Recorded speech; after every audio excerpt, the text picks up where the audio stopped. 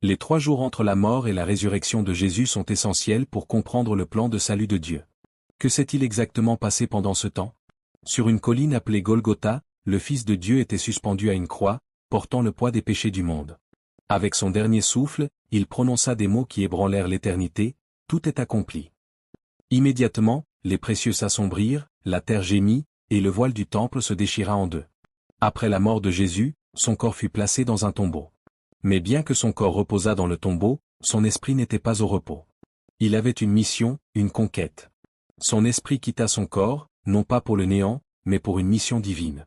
Jésus descendit dans le royaume des morts, dans l'Hadès, un lieu d'ombre, de silence et d'attente.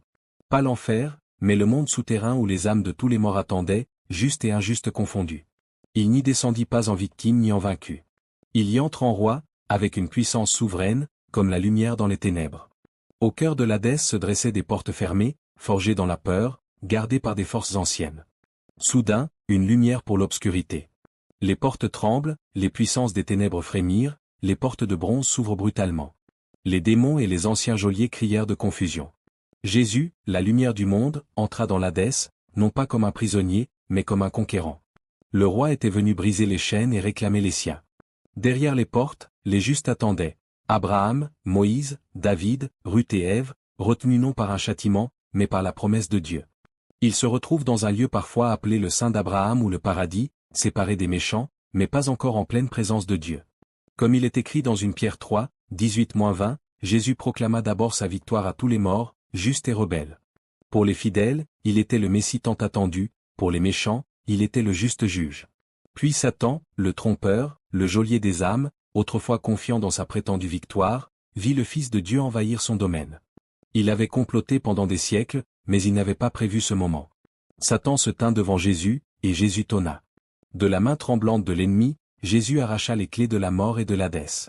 Les chaînes se brisèrent, les portes des prisons s'ouvrirent.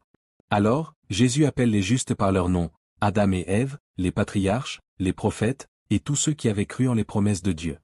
Il les conduit hors de leur attente vers une lumière ascendante, accomplissant ce qui avait été promis. La visite de Jésus à l'Hadès n'était pas une mission de miséricorde pour les méchants, mais une proclamation de triomphe, sa victoire sur le péché et la mort, déclarer qu'il avait triomphé là où l'humanité ne le pouvait pas. C'était aussi l'accomplissement de la promesse et la délivrance pour ceux qui étaient morts dans la foi. Ainsi, Jésus a pillé l'enfer pour que nous n'ayons jamais à le faire.